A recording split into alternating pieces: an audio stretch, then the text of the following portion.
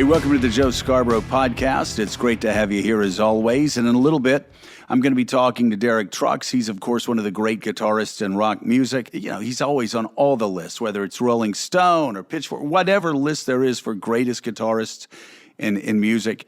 Derek's always near the top of those lists. But before we talk to him, I wanted to talk to you a little bit about what's going on in Washington, D.C. Specifically, I want to talk to you about the fight to raise the debt ceiling. And I want to explain how it separates, what we're seeing this week, separates Republicans from Democrats and the way they look at the legislative process and the way they look at the battle between the two parties and the way they look at America. And here's a twist. I'm going to explain why I think Democrats need to learn from what they're seeing this week from Republicans, because they've got to fight harder. They've got to be meaner. They've got to remember what Bill Clinton said. I mean, that guy was a street fighter, a nihilist when he needed to be a nihilist.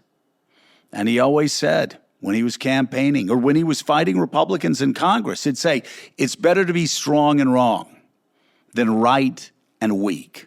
Because Americans, they don't care if you're right. If you're weak, they're not going to follow you. And that's what we're seeing this week. Mitch McConnell, when Republicans are president, will always say, we must raise the debt limit. We got to raise the ceiling because it would be irresponsible not to, because it would cause the economy to crash. So, of course, we're going to be responsible and we're going to raise the debt ceiling. What's he said this week? He said, we've got to raise the debt ceiling. We've got to raise the limit, but I'm not going to vote for it. And not only am I not going to vote for it, I'm not going to let Republicans in my own caucus vote for it.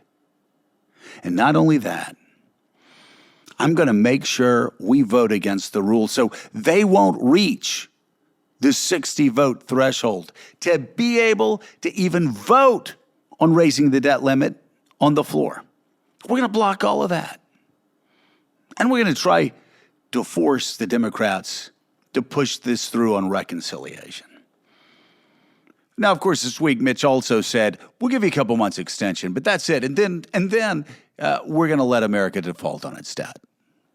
So Democrats, obviously, and the media, some of you would say it's the same, but Democrats and the media, Chuck Schumer, everybody is talking about how hypocritical Mitch McConnell is, how Republicans are nihilists, and how this is all so deplorable. And let me tell you what, it is. By the way, you can still use that word deplorable. You still can, because when it's deplorable, it's deplorable. And this is deplorable. You got Mitch McConnell and the Republican Party perfectly content on wrecking the economy, trashing the stock market, really hurting Americans and shredding their retirement accounts and giving a great advantage to communist China, because they'll be the biggest beneficiaries out of this. If we default, if the United States of America defaults on its debt, who is the biggest beneficiary of that? Our main competitor, our main rival, China, communist China. So yeah, this is a really nihilistic thing to do. But so the Democrats, the media, they're all shocked and stunned and deeply saddened. How could he do this? How could he do it? I mean, it's a great question. I get the question. I understand the anger.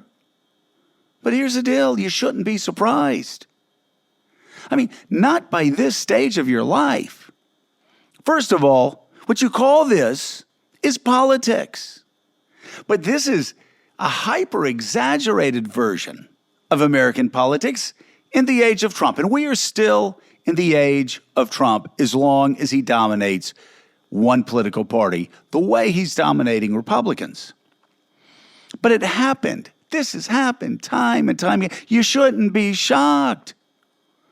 Are you still shocked that Republicans are doing this when they stood by Donald Trump after Charlottesville? Are you still shocked that Republicans are doing this after they stood by Donald Trump after Helsinki? when he said he trusted Vladimir Putin more than he trusted his own U.S. intel community, an intel community who by that time he had appointed all the leaders of. Are you surprised that Republicans are doing this when they kept standing by Donald Trump, when he was attacking federal judges, when he was using Stalinistic attacks against the media, against the free American media, calling them enemies of the people? Are you shocked?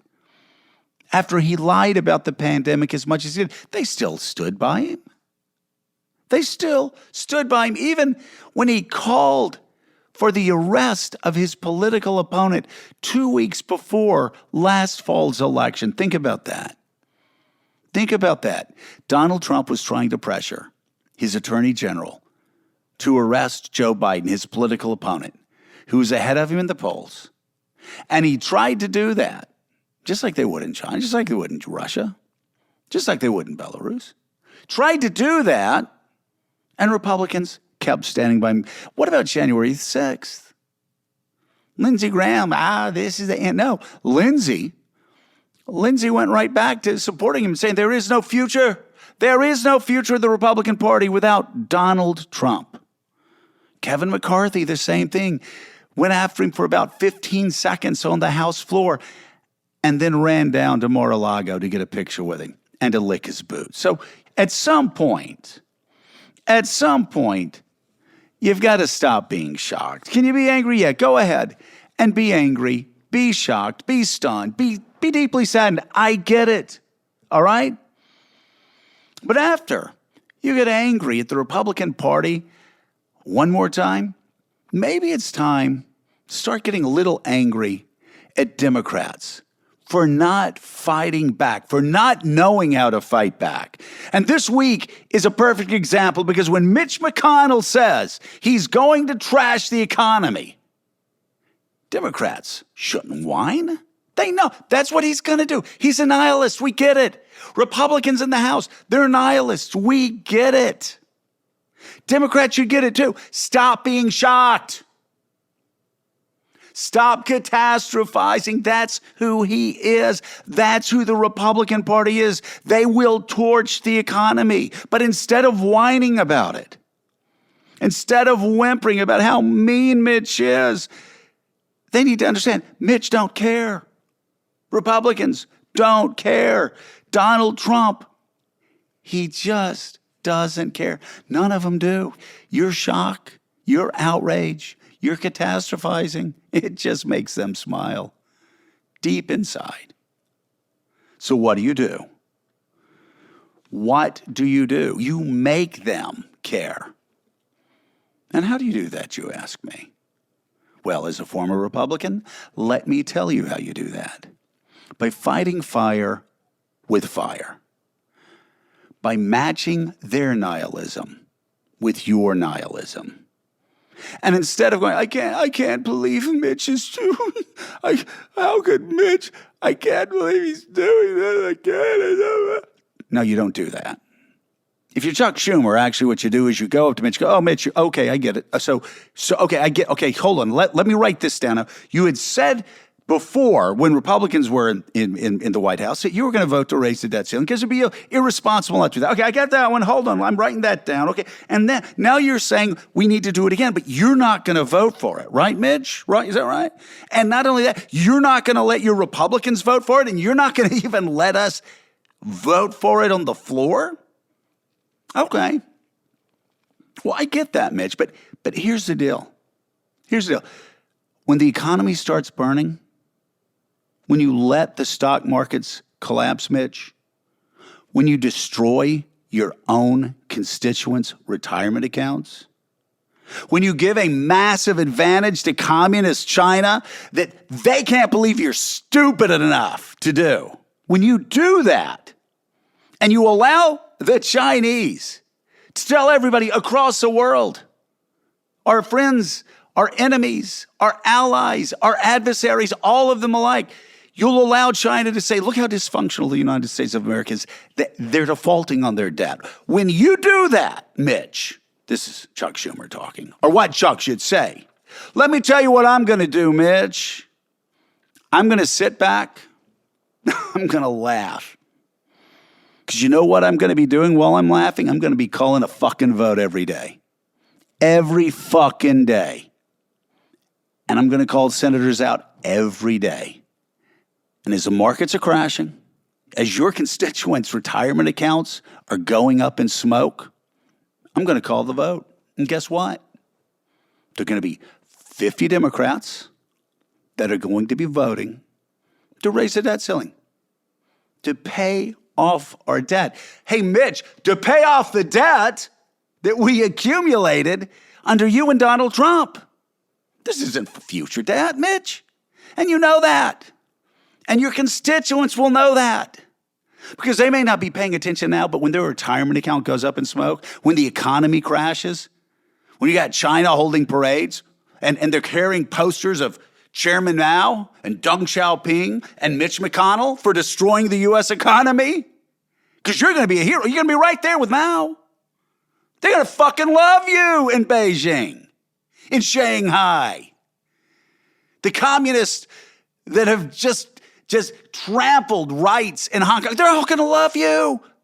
Because this is the best thing you could do for them, Mitch. And when you're doing that, Chuck Schumer should say, I'm going to just be sitting back smiling. Because you're going to destroy your party. And the illiberals in your party that are trying to drive this country over the cliff for the sake of propping up a game show host. So that's fine. You go ahead and do that, buddy. And every day we'll have that vote. And every day it'll be 50 Democrats that are going to be supporting saving the economy, saving Americans' retirement accounts, saving us from giving the Chinese, the communist Chinese, this huge advantage. 50 votes, 50 Democratic votes to save America, 0 Republican votes to save America. 0. And what you're going to do is you're going to get on the floor and go, well, you know, there's this procedure that's called reconciliation. And I know you don't talk this way, Mitch, but I can't imitate you, Chuck Schumer would say. There's this procedure called reconciliation. And you know what I'm going to say? 50 Democrats voted today to raise the fucking debt ceiling, to save America. 0 Republicans did. And not only would they not vote to save America, they wouldn't even let us take that vote. They blocked us. Okay, if they don't want to be responsible, they don't have to vote for this. We have enough votes to do this, but they won't even let us bring it to the floor. And then you know what I do the next day, Mitch? I put it on the floor again to vote. And you know what the tally would be? 50-0. I'm good with that. I'm good with that. The economy will be crashed, but it'll all be on you. The markets will be destroyed. It'll all be on you. Retirement accounts just completely turned to shit. All again on you, Mitch. So I just want to let you know, that's what I'm going to do. See you around. And then when Mitch McConnell looked Chuck Schumer in the eye, or any Democratic leader that delivered that message to him, and he really understood that he had just met someone who was as nihilistic as he was, guess what would happen? A wonderful, magical thing would happen. The clouds would part. And he wouldn't be talking about a 3-month extension. He would say, hey, let's go ahead and just pass this. He would go back to his caucus, say, okay, guys, listen, we've backed ourselves into a corner. We got to get out of it. We got to pass the debt ceiling. We'll try to tie it with something else so it'll make it look like we won. But you know what? We got our asses kicked on that one, on this one. But that's okay. We'll have another fight in the future. But that's what Democrats need to do. That's what Democrats don't know how to do, because it seems to me that this is a party that continues to try to play by Marcus of Queensberry rules. That's not how you win in Washington. Like I said, Bill Clinton understood how to push us around, us Republicans, when we had confrontations with him. He just wouldn't blink. I remember when the government was shut down, Bill Clinton actually would veto every bill we sent to him. So we started to get desperate. We started actually sending bills that had the funding he requested. And you know what Bill Clinton did? He still vetoed the bill. We gave him exactly what he wanted, and he would still veto that appropriations bill. And they would say, why did you veto it? He'd say, well, it gave me the amount of money I wanted, but I just wanted to send a message. And he kept doing it until he broke us down and made Newt Gingrich go crawling over to the White House and settle on his terms. Why can't Democrats do that? Why can't they do that today? Bill Clinton could do it. You know, Mario Cuomo was a tough liberal in his time. Bobby Kennedy. Bobby was one of my heroes. I always liked what Jackie said about Bobby. Said, you know, he hates like his dad. He's a good politician. He knows how to win elections. He hates like his dad. Now, I'm not suggesting that I like people who hate. I think Jackie was making the point that he was focused on winning and would do whatever it took to win. And he didn't give a damn whether people liked him or not, or whether they thought he was playing by the rules or playing by Marcus of Queensberry rules. This is like FDR. Everybody acts like FDR had a 98% approval rating. Republicans hated him. He had about 40% of the country who despised him, and FDR reveled in their hatred. It actually made him tougher.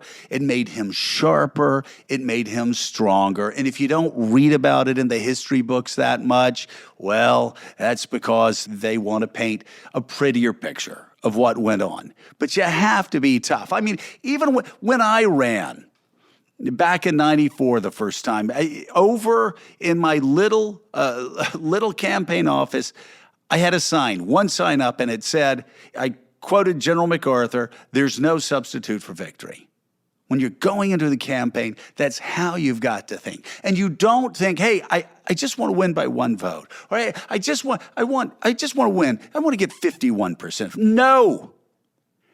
You fight like you have to get every dollar, like you have to get every vote, like you have to win every precinct. You want to win so badly that your opponent's dog is ashamed to be seen in public with whoever you're running against. I think that's a DNA thing. I think Republicans think that way.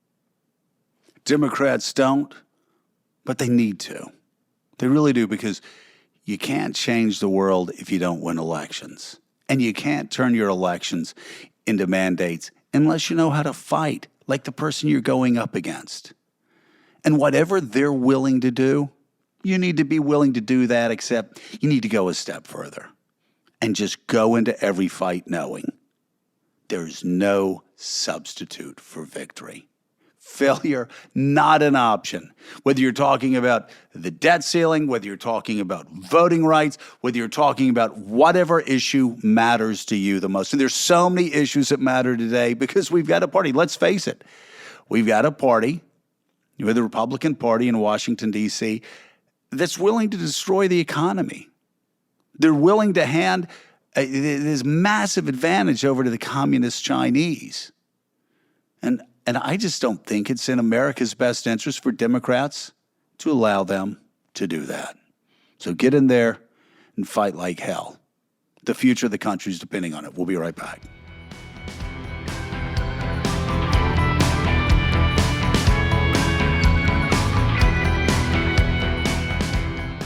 Hey, everybody. Very excited to have Derek Trucks with us. Derek, thank you so much for being here. Great honor. Thanks for having me, man. So I want to talk first about you doing Layla and other assorted love songs. And it just seems like fate declared that you had to do this because, of course, you're named after the band, Derek and the Dominoes. But I was just doing a little research. And is it true that your wife, Susan, was actually born on the release date of Layla? It is. And, we found that out the day we we're heading to rehearsal in New York City to rehearse that full record with the band, and I thought it was another cool nod to why we should be doing it. And there's a lot of family history with that record. Dwayne Allman, who was in the Allman Brothers with my uncle, they all met Clapton and Tom Dowd on the session at a show down in South Florida. And I think when I was 12 or 13, one of the first recording sessions I did was in Criteria Studio with Tom Dowd, and that was pretty surreal because a lot of magic happened down in that spot. So it felt like it almost felt like we needed to face this record down and play it all and record it and then move on. So it ended up being an incredible night and turned into a record. So yeah, well, it's incredible. I just have to ask you though.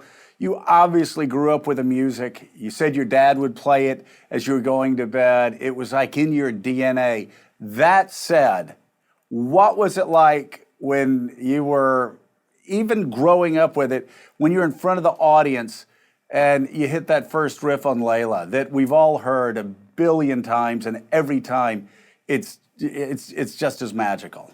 This show was one of those unique nights because we didn't announce what we were doing. So as you start playing the tunes from the album, the crowd starts figuring out what's happening. And so you feel this energy coming back and this anticipation. And that being the last song we played of the night, there was a lot of anticipation for that one. So pretty incredible. The audience there at that festival is pretty magical at times. And, when there's 10, 20,000 people really tuned into the same thing, it's a good day. My dad was sitting side stage. He got a good seat for that one. So I knew when we walked off stage and he had this big goofy grin on his face that it was a good night because he won't blow smoke. If it's not so good, he'll just he won't say it wasn't good, but you can feel it. So he's a great judge. He keeps us honest. You got the sign of approval. So while we're talking about drummers, let's talk about Tyler Greenwell, who I actually grew up with, played music with, along with Tyler and my dear friend Dave Simmons. That guy would sometimes show up in very nice restaurants playing. I'd turn around in the middle of a song and Tyler wouldn't be wearing any clothes. Is he still a clothes optional drummer now? Yeah, he's you got to keep somebody around with a robe just in case. He hasn't changed a bit, maybe a little bit. He was able to trick somebody into marrying him, and he has children. And oh my Lord, he's pretending to be an adult, but he's incredible, man. He's one of those guys that musically and personally you would want in a foxhole with you, and we've been through a lot together. And he met a good friend of ours, Colonel Bruce Hampton, who changed his life musically, and he changed mine. Colonel was the Southeastern musical guru. He would always say, I'm a minor league baseball coach. I'm just getting people ready. And Tyler came through that school, and he somehow made it out. And I'm glad to know he hasn't changed all that much. Well, I'm really glad to know that you've been keeping him out of jail and keeping him with a steady job, and now mostly, guy's even married. Yeah, mostly for the most part. Yeah. So you're talking about being in a foxhole. Mika's my wife and co-host of the show. We felt so blessed during COVID. We felt terrible for so many other people, but we worked together. Yeah. And so we got to be in the foxhole together during COVID. I have so many friends, so many musician friends whose worlds just blew apart. They were separated from their friends. They were separated from band members. How important was it for you to have your soulmate next to you who also happened to be your musical soulmate? We are so lucky. We built a studio behind our home in maybe 2006. So we made all of our records here. And we were able to stay busy and keep working and keep playing. And the first few months, I don't think we touched an instrument, but then we got really antsy. And we ended up, between me and Susan and our group, maybe writing 30, 35 tunes. And as soon as we get people tested, we'd have them hole up down here in our studio. And, we ended up with like 3 or 4 records coming out of the lockdown. So pretty an amazing thing. Mike Madison, who is a great singer-songwriter in our band and our Harvard English major soul singer, which is a unique combination. He had this idea to dig into a source material. So he sent around the Layla Majnun poem, the original Persian poem, And his thing about the original Layla record was it's pretty one note thematically. It's this guy in love with a woman that he can't have. And Mike was like, "What did Layla think about this psychopath? Like, what was her take on it?" So everybody ended up writing tunes after reading this 12th century poem, and there's a lot of amazing material that came out of it. But it was such a blessing being home with Susan and our kids. We got to spend more time than we ever have. We've been on the road 300 days a year, 200 days a year for 15, 20 years. So we enjoyed it. It was a tough time in a lot of ways, and for everybody. We all lost people, and but we felt incredibly fortunate to keep doing what we do and not lose our minds. I was going to say, Derek, for a band like yours, it seems like you get on the train and it never stops because you've got to keep touring, because that's the essence of who you are, who your band was. This past year and a half, for all of the downside, I would think it was a great opportunity to stop and reassess where you were artistically, what you wanted to do, and you could rest up. I bet you're just raring to go now. Yeah, when we finally got out and started playing shows, I didn't hear anyone whine or moan on the bus. I've never experienced that. There's a lot more of just everyone is so grateful to be back at it. A lot more gratitude across the board, and I think everybody realizes how fortunate we are to do what we do. And yeah, it's a different sense. I mean, there was I think the world needed a soft, maybe hard reset in a lot of ways. And like a lot of these things, we think we learned something and then we fall back into old habits. But I do think some of it, a lot of us will carry a lot of those lessons with us forward, and but feel very lucky to be doing it. Yeah, so lucky. A lot of gratitude, and that's something. Same with our family, and I know so many other people. So Derek, before we let you go, I understand you're a big baseball fan. Yes, sir. Big Braves fan. Growing up, we would drive up to Atlanta 2 or 3 times a year to watch Braves games. Bob Horner and Dale Murphy era; those were my guys. So we're longtime fans and just baseball heads. I had a great uncle that pitched in the majors for 16 years, and we used to visit him when we were passing through Alabama. He was running partners with Satchel Paige and Mantle, and Oh my Lord. he no-hit the Yankees in 1952. He was Virgil Fire Trucks was an incredible character, and that dude had stories for days. When they traveled back then, it was like the days when you were traveling with Tyler Greenwell. It was get in the van and go, and it was rowdy, from what I hear. Yeah, yeah. I mean, the fact that he was running buddies with Satchel Paige, one of the greatest pitchers of all time, just unbelievable. So, what exactly is planned for the next year? I mean, you're gonna be on the road for the most part. You're gonna get back into the studio, or mostly just play live? A lot of it's out of all of our control at this point. So we have shows booked, we have things booked, but we're constantly watching and trying to figure out the smartest and best thing to do. But we're touring, man. We're out there. We're doing